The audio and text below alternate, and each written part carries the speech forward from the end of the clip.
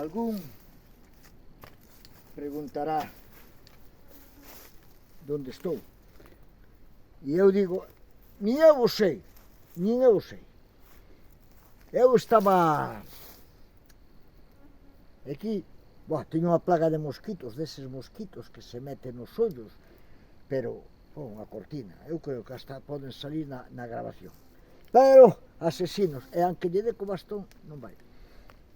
E non teñen gafas ni nada, e se me mete nos ollos, un desastre. Ao que vamos. Estaba en Fontantiga, que é aquí do Carballiño, xa aquí pegando a Leiro, e mirei ali e dixe, vou me meter por aquí, que nunca me metín e tal, parece que hai un puente, un pontillón e tal, logo irei, pero topei con un veciño da Inso, Ponte Caldelas, Sergio me parece que é, e me dixo, hombre, ti eres, pois son. O home tiña que marchar escopeteado a un compromiso social e non pude acompañar, pero díxome, tira por aí arriba e tal que vas ir a unha aldea abandonada que queda no camiño Miñoto do Ribeiro. Por aquí pasa unha das vías de peregrinación Santiago de Compostela. Efectivamente, aí temos aldea. Pequeniña, unhas casas por aí. Está moi apartado de todo, está moi apartado deste pequeno pueblo que lle chaman Fontantiga. E o lugar este chámase Barón Pequeno, porque ao outro lado, aquí vas un riachuelo, fai un val, ao outro lado está Barón. E este era Barón Pequeno, non sei se ao mellor era porque naceu aquí o asentamento ou o que foi. Hai unhas construcións, algunhas importantes. Mirad isto. Son antigas, son construcións antigas. Non sei desas cousas, pero pola pinta e a arquitectura que teñen non son obras recientes, non.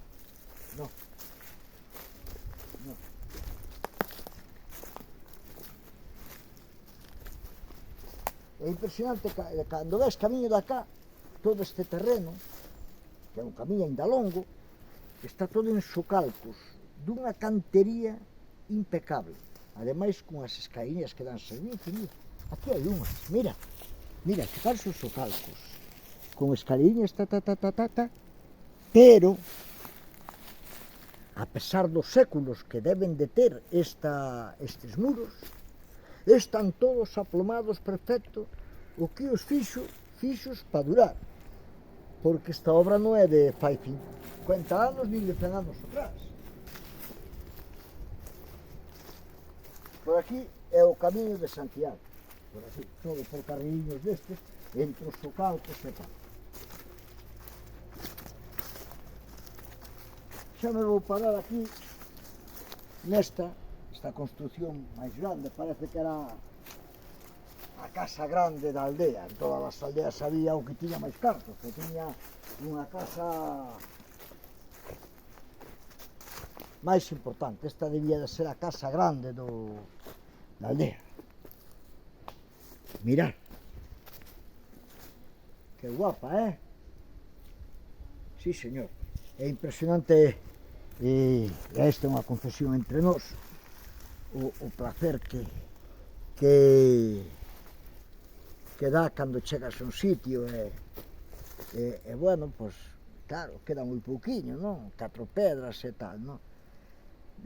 As imaxes que pos nunca fan xustiza ao que realmente é, porque nelo hai que as sensacións, o redescubrir, o aprender, o silencio, as bicherías que atopas, desde insectos, paxaros, os cabronazos estes dos mosquitos atacadores de blogueros, e aínda así dá un gusto grande. Bueno, logo xa queda aí, Barón Pequeno, aquí pegando na liña entre Leiro e o concello de Ribadavia. Un sitio para ver e para disfrutar.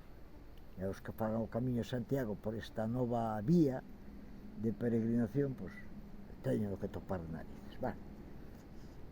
Non quero ser máis aburrido. Moitas gracias. Ala, boas tardes, boas noites, bo día, a hora que mirades, pois graciñas igualmente.